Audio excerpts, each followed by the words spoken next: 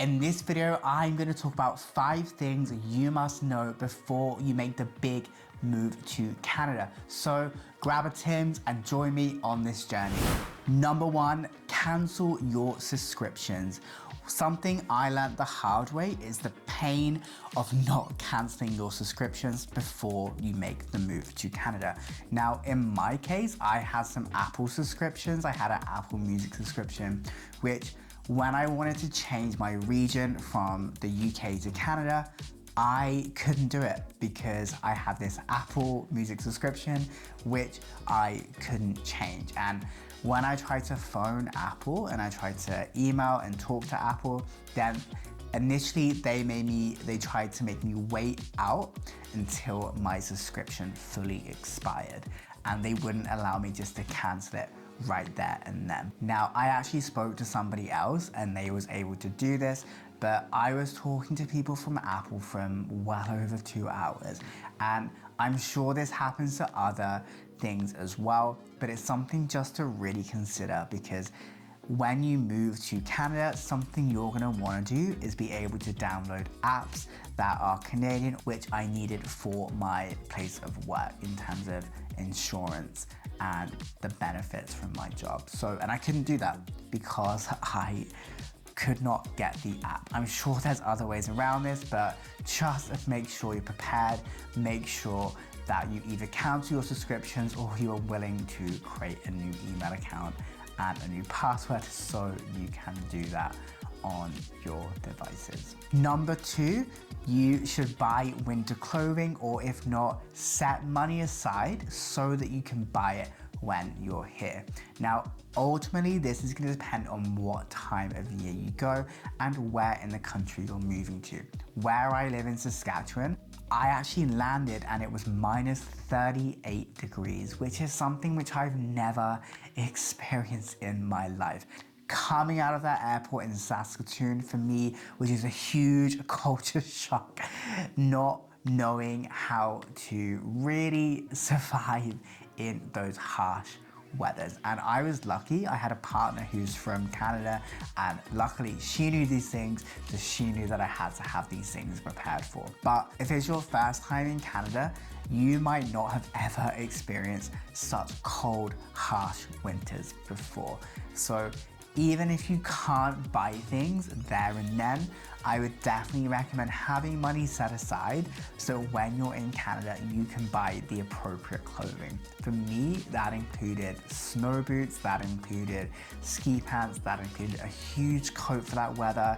It involved a ski mask, a face mask, just because the weather is so extreme. And again, that obviously depends on where you live, but it's better to be prepared than to not have the necessary clothing to survive in a Canadian winter. Obviously, if you do forget, you can buy all these things here. So it's not actually a huge deal if you don't come with these things, but you do want to be prepared for the harsh reality of a Canadian winter. So number 3, you want to make sure that you have looked at the process of getting your credentials recognized.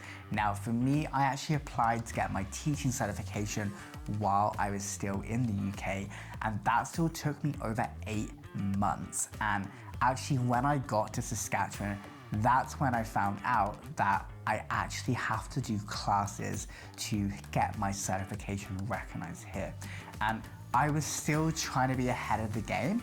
I looked quite intensely at what the requirements were, and I thought I met it, and obviously I didn't. So something just to be prepared for, but if you can get ahead of the game there and do those things before you move here, then that can only go in your favor. One thing I did do is I did use the World Education Service to get my degree and my master's equivalency in Canada, and that actually helped me get a job when I moved here. And something I also did was I was applying for jobs while I was still living in England, so that way when I actually moved to Canada, I already had a job lined up. So number 4, prepare to pay high costs for phone and internet. This is something where for me, it took me completely by surprise. When in the UK, I would pay around $20 to $30 on both internet and my cell phone bills. And I couldn't believe when I moved here that my cell phone bill was $60. In fact, now I needed more internet, so now I pay $90 a month. And my internet where I live costs $130 per month.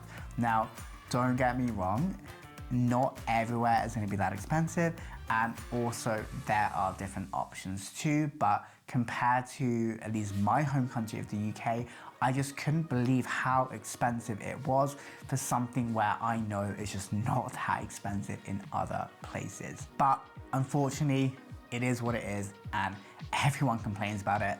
I complain about it, and most people I know who are Canadian also complain about it, but if you want a cell phone, then we're just gonna have to pay those high prices, unfortunately. So that leads me on to number 5, which is to try and mentally prepare yourself if you're driving for driving in those winter conditions. Now, again, it obviously depends on when you move here. For me, I moved in January, and the first time I drove by myself in a car, I got stuck in a ditch and somebody had to help me because I just had no idea what to do.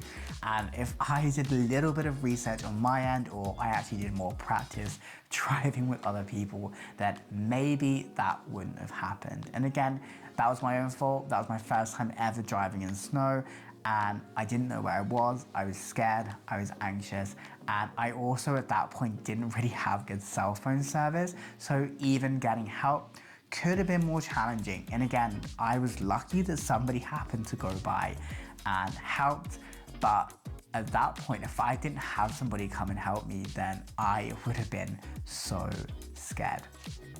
So if you are, don't be like me and actually take the time to truly learn how to drive in Canada's winter conditions. And if you're able to get somebody else to drive, at least while you're new to the country, then I would highly recommend that. Again, that's on the assumption that you're driving.